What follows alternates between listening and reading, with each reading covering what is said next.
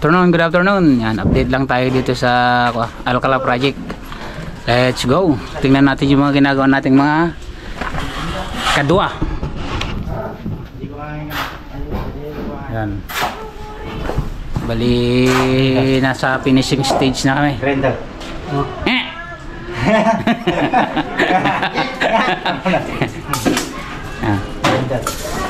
May mga sukat na yun mga siret. 110 by 120. Yan. Ito na yung mga natapos namin sa finishing.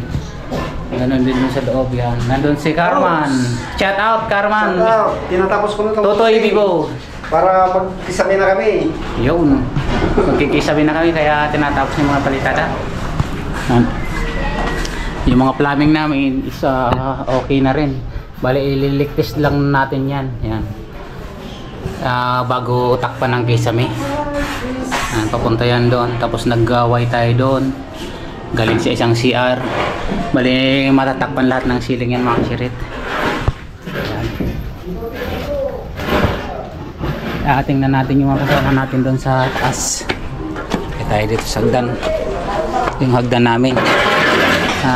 May kasi maliit yung space na para sa hagdan. Kaya ito yung ganito yung ginawa ko sa mga sirit.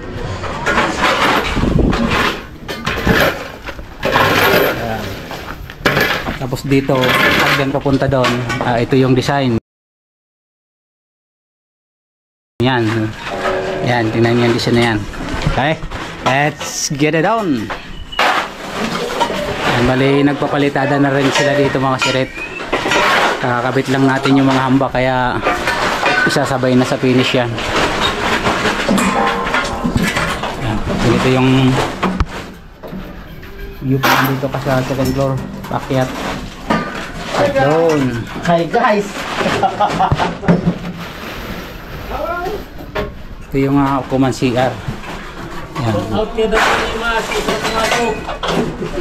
Yan. Ito naman yung maliit na family room. Yan. Kanto lang ng mga bintana. Ito naman si Rolante. Hi. Rolante. Shout out sa mga tambay. Mag-libor kayo. Tapos ng pahinga lang kayo. Di bali ng tamad, hindi naman pagod. Uy. Yung dalawang kwarto sa kayan. Ngayon tingnan naman natin yung master bedroom. Medyo may kaliitan lang kasi limitado yung space kasi yun yung masisipag nating labor ako. Nagsisilinis sila kasi ikaw Saturday, sahod day. Super Ringo. Namin ko na. Super Ringo. Basta nga to. Bali ito yung natin master bedroom. Medyo maluwang na rin. Yan. May sarili siyang CR. Then may bintana tayo dito. Bali ganito yung design natin sa bintana. Kasi nakasakad kami dito sa property line. Bari property line yan mga sirit. Nag-atras kami ng isang CHB and then dito kami naglagay ng dito yung magiging bintana niya, pinakabintana niya. Para hindi kami nakasagad doon. Okay. Ito na yung development. Ito na rin yung na-finish namin sa loob ng magtatatlong buwan na ito mga siret ngayong April 30.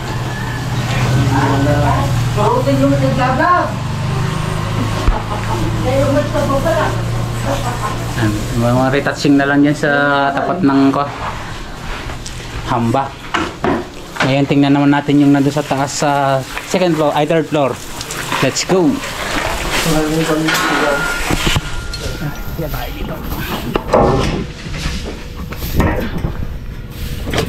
Naku.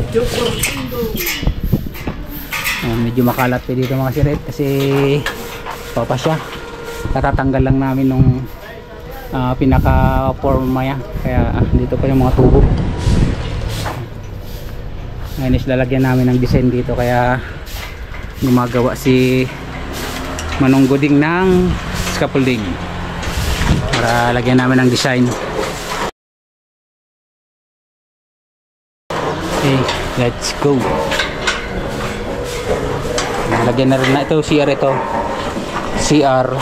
may bowl doon. Then dito yung laboratory. Tapos dito magkakaroon ng counter dyan, powder room mga siret. Tapos dito banda lagyan natin ng lababo dyan. Tapos may malit siguro na lamisan dito. Ang gusto silang magpalamig paggabi, party-party. SPPD dito. Doon asintadaan natin katulad nung ginawa natin sa Burgos project, yung baluster. Katulad niyang design na yan. Yan. Okay. Finishing na kami. Bali, shout out doon sa mga kasama natin na pukaw-pukaw. Kung palagi siya nang pumapasok, patapos na. Yun. Pukaw-pukaw mo. Shout out Daniel, pukaw-pukaw.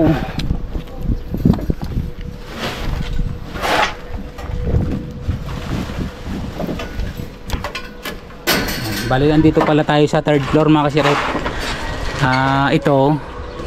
Itong pinakabubong niyan, ang original plan talaga niyan is Yero. Kaya lang binago namin yung design, ginawa na lang namin na slab. Although ma-maintenance yung slab, lalo na pag hindi maganda yung pagkakalibi ng mga floor drain. Yan. Dapat talaga niyan. Tapos yung buhos dapat mababantayan, hindi siya walang honeycomb kasi doon dadaan yung tubig. Ganyan siya dapat kakinis. Yan. Ang sikreto niyan sa halo, and then dapat may concrete vibrator para hindi magkaroon ng leakages.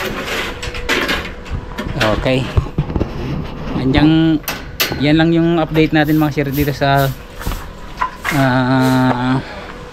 Alcala project. Yan. At maraming salamat pala sa mga subscriber natin na patuloy na sumusuporta sa ating munting channel. Dahil yan. Bale, tinitesting natin mga chirit.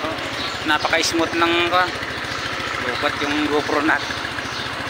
Bale, cellphone lang gamitin natin kasi nalubat yung GoPro natin. Napaka-smooth ng under. Bali, set up na lang natin aftermarket panggilid. Okay naman siya. Kagandahan nito yung RF175 kasi may pa siya, meron pa siyang kickstarter. Maganda pa, parang signature yung niya, RF175. Yan.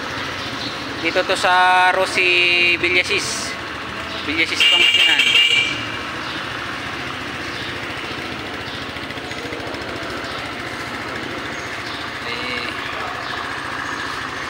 Ilang litro sir ang nito? Yung poltang niya?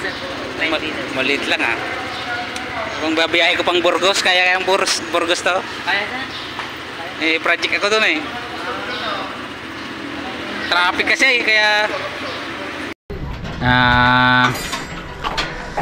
kahit pa paano mayroon din kaunting kita. Okay, maraming salamat. Bye bye. God bless you all. Makoy Speak TV nagsasabing never say goodbye because tomorrow is another vlog. Bye bye you.